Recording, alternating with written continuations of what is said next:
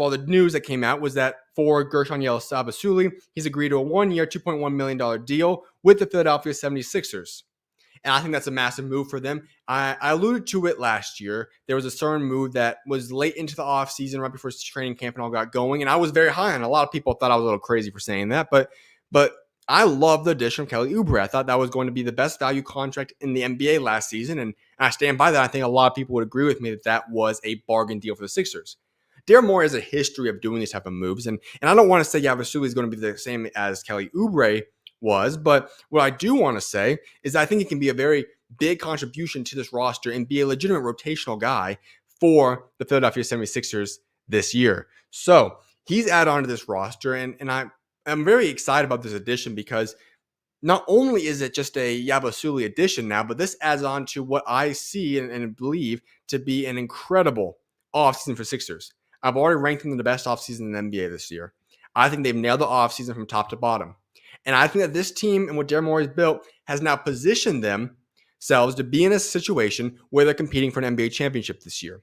And I'm actually going to go as far as to say this. I think that if they don't win an NBA championship this year, I honestly would think it would be a disappointment. Now, I will put one big asterisk mark right here next to this concept because they have to be healthy. And, that's what it comes down to because the Sixers have had chances to advance and go deep into the playoffs with Joel Embiid, but his health has not been there. If Embiid's not healthy, if he's banged up, this take obviously goes down the drain because they're not going to be there without a healthy Joel Embiid. And now you've added in Paul George, who also does not have the best health history overall. And so they've got to be healthy. Let's say they are healthy. And what I see right now is a healthy roster. The roster's been compiled for this year's team. I think that this is a legitimate team to possibly win the NBA championship this season. They're that good. I absolutely love what they built here.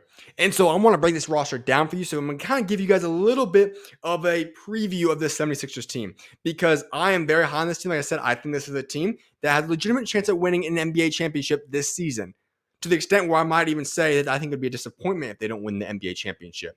And so when I break down this roster, here's what I'm looking at currently.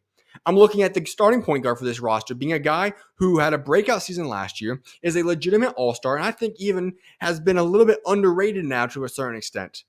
I think he's an incredible playmaker, and I'm talking about Tyrese Maxey here, who is one of the top guards in the country, in the entire world, and I think that him taking another year of development and another jump and being around the likes of a Paul George and company and also being mentored by a guy like Kyle Lowry more is going to allow him to have an even bigger year this season.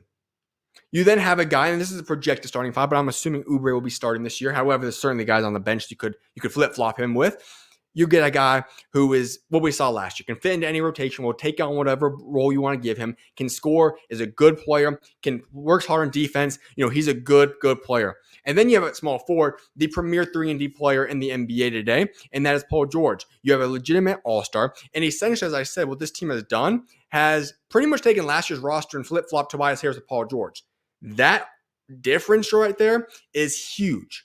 That is you can't even give it a proper wording for how drastic of an upgrade that is right there.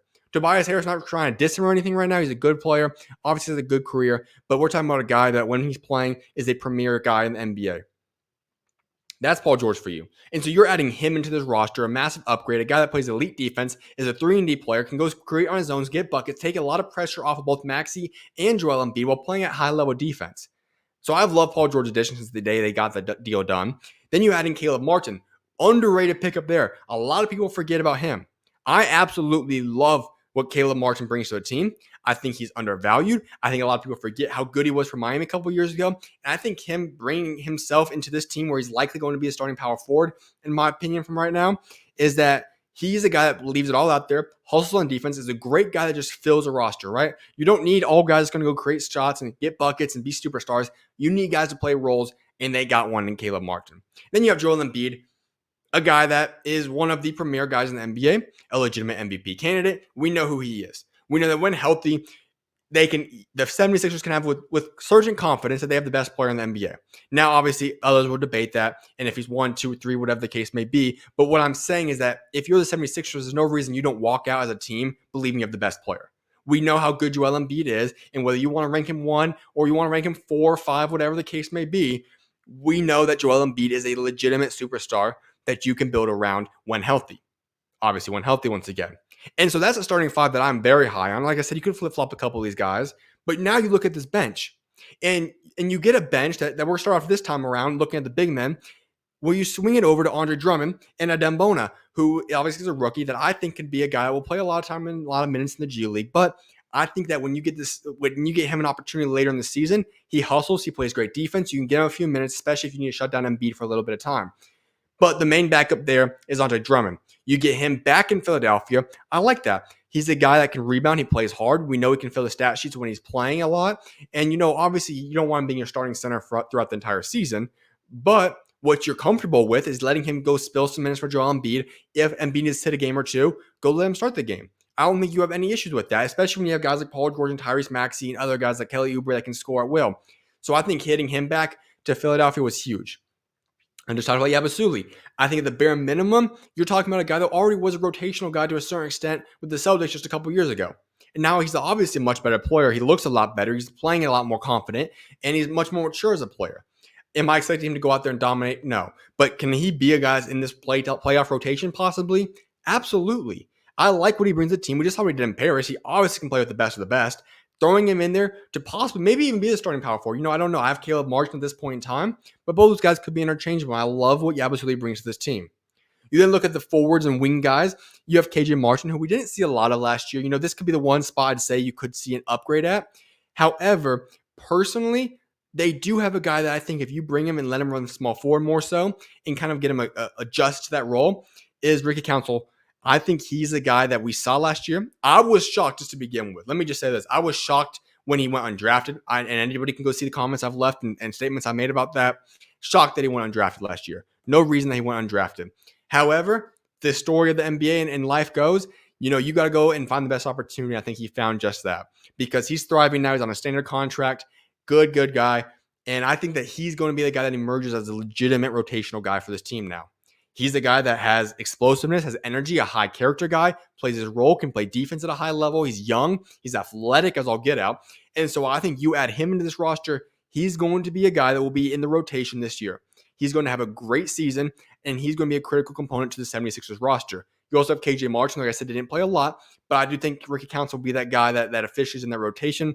KJ will be more so of a depth piece for them, but still both guys can be fine and can easily fit in that rotation and be good depth pieces on that roster. You go to the shooting guard spot and you bring in Eric Gordon, who had a solid year last year for the Phoenix Suns. Phoenix, it didn't all work together, didn't all come together. It felt stagnant, felt a little bit weird. And at times they were asking Eric Gordon to be a guy that had to be point guard in a sense because they didn't have a point guard last year. And he's capable of that to a certain extent, but he's been a shooting guard his whole career. That's what he is. He's a good shooting guard. And you get him back into that role because you put him in that second unit with the point guards I'm going to discuss in a second, guys that can set the table for him and get him going. So I think he's in a great situation now. He's not going to be required to start most likely. He could potentially if you want to flip-flop Oubre and him, but I like Eric Gordon was a big-time pickup. Then you have Jared McCain. He's a rookie. Obviously, on a championship team like this level roster is, he might not get a lot of minutes. However, we did see him playing the Summer League, and we see what he's capable of. Could he be a guy that develops into that by the second half of the season? Sure, absolutely. He can shoot the ball. We know that. That's always valuable. And so I think he's a guy that, especially being mentored by Eric Gordon, is a little bit of an underrated component there. Because I don't think a lot of people recognize, the impact a veteran can have. But if Jared McCain essentially takes a role this season where he will play sometimes, obviously it's a long NBA season, but generally speaking, it's going to be a lot of G League. It's going to be a lot of watching the team play.